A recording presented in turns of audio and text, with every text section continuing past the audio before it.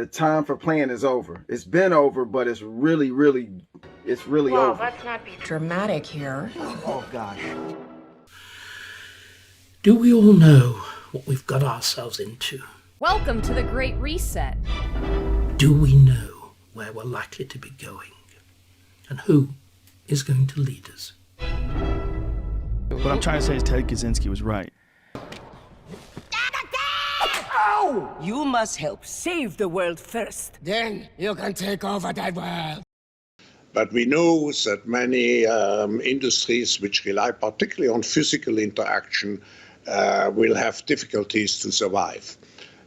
Finally, I just would add, I think this is an opportunity again to find solutions which are beneficial for the next generation. So why not to tie government aid to the green economy which we have to create? Why not to make sure that we revolutionize, digitalize particularly our educational system? So we are here, when we talk about the Great Reset, to talk also about innovation. How can we do things differently from what we used to do?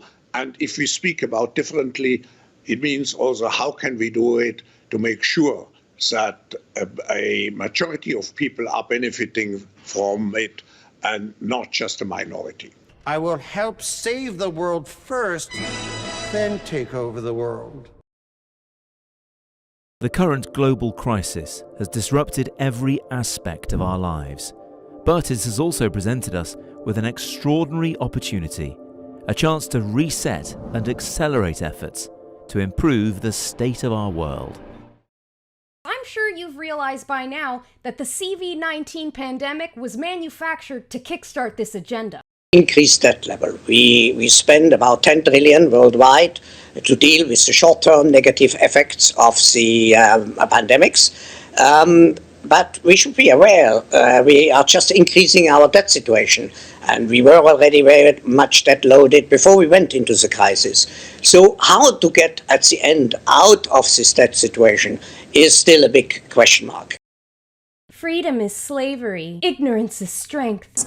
We will have a way to create a different type of intelligence. In energetics and sort of field theory and this new level of evolution through sort of radio eugenics. What I would call humanistic intelligence. The idea is that you can create the global brain, a myriad of devices and sensors around us that interface and interplay with artificial intelligence. The creation of an age where there would be a new religion growing out of scientific revelation.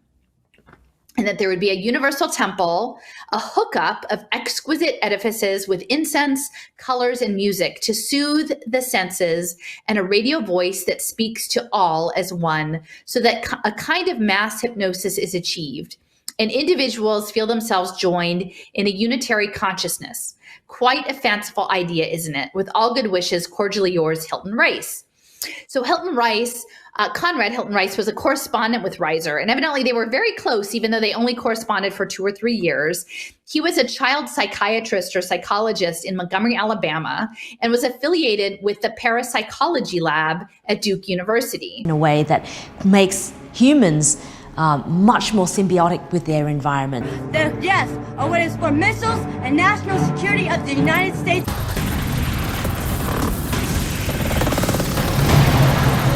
So, when you feel confused, your AI will recognize that and will prompt you with commands. For missiles and national security of the United States and blowing the cover of ketchup, mustard, and yes, of an architect company. So, the distinction between the biological world, the physical world, and the digital worlds will just blur, and we will integrate seamlessly across all of these dimensions. What I'm trying to say is Ted Kaczynski was right. So you will become integrated with your environment, and your environment becomes an extension of your brain. And I think that type of humanistic intelligence is really where we're going to see the future go. That is for international. You can face the federal pension. Now, U.S. Marshal, you have the right to remain silent. Anything you say or do would be easy to the invisible boogeyman narrative won't hold up forever, and the WEF is well aware of that. That's why they have a backup crisis to carry the agenda home. What crisis would that be? That's right, you guessed it, our good old friend. Efficient assembly of a large fragment of monkeypox virus genome as a qPCR template using dual selection-based transformation-associated recombination. So a final experiment that I want to mention to you is our fairness study. And so this became a very famous study, and there's now many more, because after we did this about 10 years ago, it became very well known. And we did that originally with capuchin monkeys, and I'm going to show you the first experiment that we did. It has now been done with dogs, and with birds, and with chimpanzees. But with Sarah Brosnan, we started out with capuchin monkeys. Virologica sinica, though perhaps it's a little on the obscure side. I've been fooling around with the monkeypox virus and chopping it up and then putting it back together again in new and interesting ways. What I did notice, though, was one of those throwaway lines which always raise the liveliest suspicions in people of my age with some experience of the world. That the assembly product is fail-safe by virtually eliminating any risk of recovering into an infectious virus. Now, whenever I hear that something is foolproof or fail-safe or poses virtually no risk of something going wrong, I assume it's a matter of course that a mishap is on the horizon and that it's only a matter of time before we learn that virtually eliminating the risk has resulted in some evil and unforeseen consequence. 24 hours after a crash in Montour County, all monkeys have been accounted for. We have the details on the search and the end to the monkey saga. It's our top story here on Newswatch 16 at 11. Virologica sinica. Now, if you give the partner grapes, the food preferences of my capuchin monkeys correspond exactly with the prices in the supermarket. And so if you give them grapes, that's a far better food, then you create inequity between them. So that's the experiment we did. Recently, we videotaped it with new monkeys who had never done the task, thinking that maybe they would have a stronger reaction, and that turned out to be right. The one on the left is the monkey who gets cucumber. The one on the right is the one who gets grapes. In this case, there is more than the usual chance of something going wrong due to the location which was conducting these experiments with the monkeypox virus. 3 monkeys that have been lost along the interstate in Montour County are all accounted for, all of them now dead. A public health risk assessment was conducted by several organizations, including the CDC. They confirmed the escaped monkeys were humanely euthanized. You see, Virologica sinica just happens to be the house journal of the laboratory at Wuhan, which was the centre of such interest during the COVID pandemic. The one that everybody denied publicly, though believed privately, was the original source of COVID-19. With new information on the bizarre crash in Montour County that had state and federal agencies searching for escaped monkeys. Those monkeys have since been found, and officials tell us they were euthanized. The similarities with the present situation are uncanny and alarming. COVID, like monkeypox, is an animal virus which has crossed into humans. For COVID, the original source was bats, and for monkeypox, it's monkeys and other small mammals. In both cases, the Institute of Virology at Wuhan was fooling around with the viruses, cutting them up and then putting them back together again in new and exciting ways. And, of course, in both cases, pandemics of novel forms of the original viruses began shortly after these experiments were conducted and spread almost immediately around the world. The one who gets cucumber, note that the first piece of cucumber is perfectly fine. The first piece she eats. Then she sees the other one getting grape, and you will see what happens. So she gives a rock to us, that's the task. And we give her a piece of cucumber and she eats it. The other one needs to give a rock to us, and that's what she does.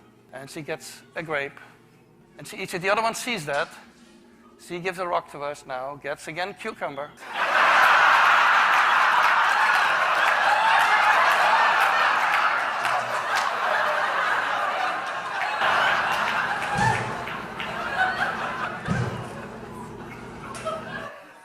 So this is basically the Wall Street protest that you see here.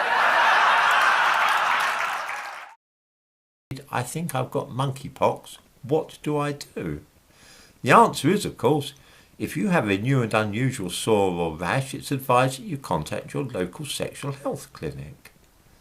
I hope that's plain enough. It is definitely not a sexually transmitted disease, but if you think you've got it, get yourself down to the sexual health clinic.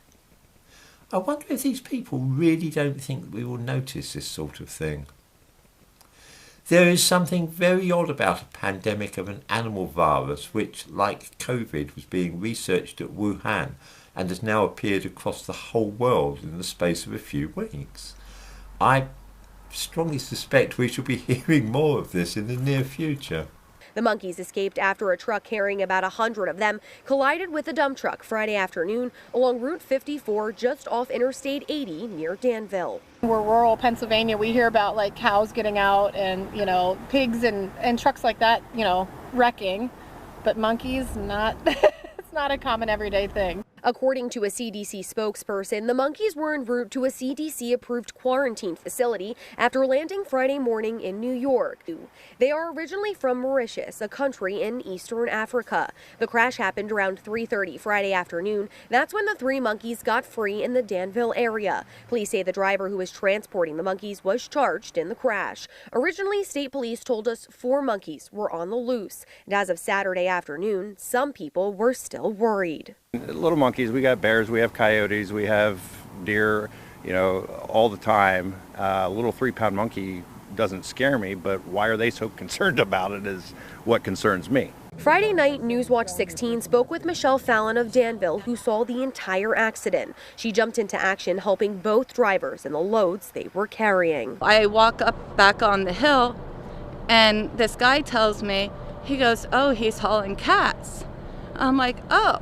So I go over to look in the crate, and there's this green cloth over it, so I peel it back, I stick my finger in there and go, "Kitty, kitty," and it pops it up, and it's a monkey. Fallon was contacted Saturday by the CDC and was told to monitor herself for any cold-like symptoms. She shared the letter from the CDC with Newswatch 16. It reads in part that the surviving monkeys will be quarantined and will be monitored for infectious diseases for at least 31 days before their release. Monkeypox. Monkeypox and gay men. Monkeypox. Separating stigma from health advice. Well, that's good. We certainly don't want any stigma, and health advice is always nice to receive. Monkeypox. Almost the first line reassures us that the virus is not a sexually transmitted infection. I hope that's clear. Excellent. Monkeypox. Is it sexually transmitted? It would seem that experts in the field hold 2 contradictory views about this at the same time. A classic example of what was described in 1984 as doublethink. Monkeypox. She tests a rock now against the wall. She needs to give it to us. And she gets cucumber again.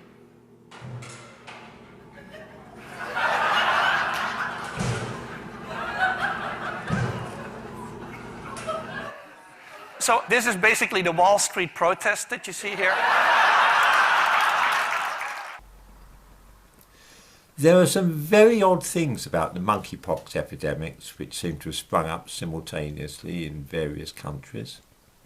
After having been restricted to West Africa since it was discovered, and with the only cases seen in the West being among Africans from Nigeria and other West African countries, the disease has erupted suddenly in Britain, Spain, Portugal, Belgium, Italy, Holland, Sweden, Canada, Australia and the United States. Nothing of the kind has ever been seen with the original virus.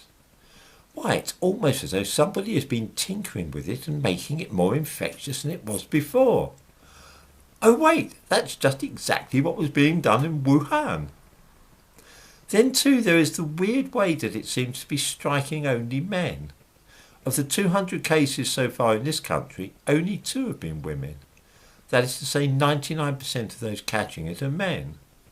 That's strange, and I've not heard of a virus like that before. Monkeypox. We're talking about the complete transformation of humanity into a godless transhumanist nightmare from Orwellian hell. I want to direct your attention to the World Economic Forum, who created this demonic plan, and more specifically to their chief, Klaus Schwab. Now, Mr. Schwab likes to throw around a lot of buzzwords to convince the masses that this agenda is for the betterment of humanity. Words like sustainability and inclusivity and equality for all. But in his 2016 book, The Fourth Industrial Revolution, he's a lot more candid about the elitist plan for world domination. Let's skim through some excerpts from this literary masterpiece, shall we? The tools of the Fourth Industrial Revolution enable new forms of surveillance and other means of control that run counter to healthy open societies. Oh, well, that sounds helpful. Public crime is likely to decrease due to the convergence of sensors, cameras, AI, and facial recognition software. These technologies can intrude into the hitherto private space of our minds, reading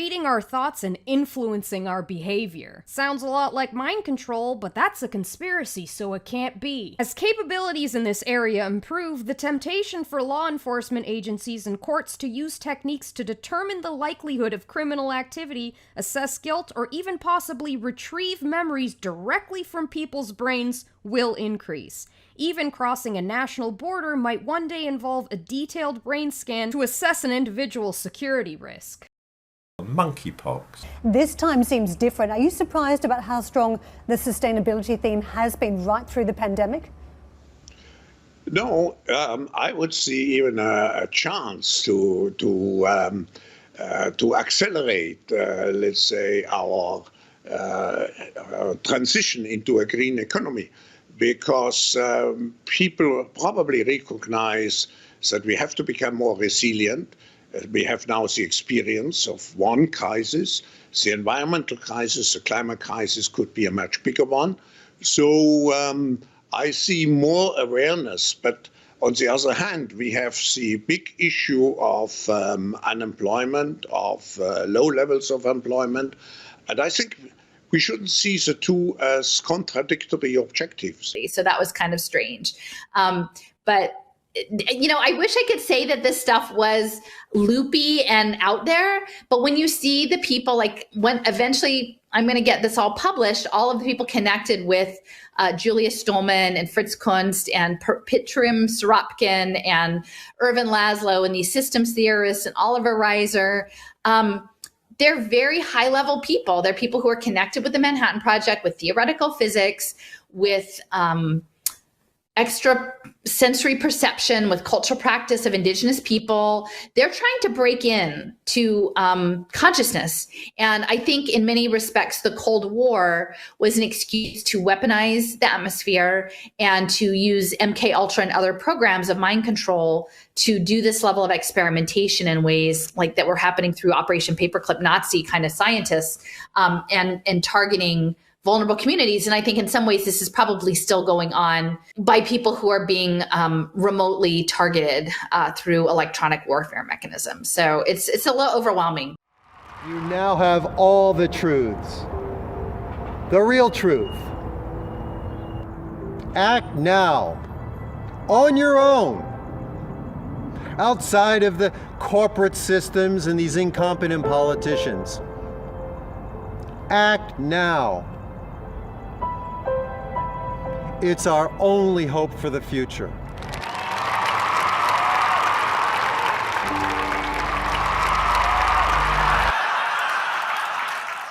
Freedom is slavery. Ignorance is strength. What I'm trying to say is Ted Kaczynski was right. But the essential point that I want to make in all of this is that we, I think, are genuinely at a point of rupture in international relations. Anywhere.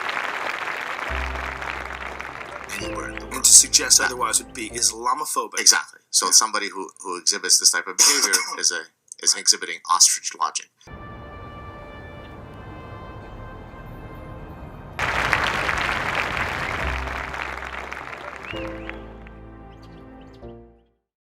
And those that don't toe the line, they would lose their rights and privileges. Social credit deducted. Look at the data. And boy has it ruffled some feathers to dive into a complex societal issue.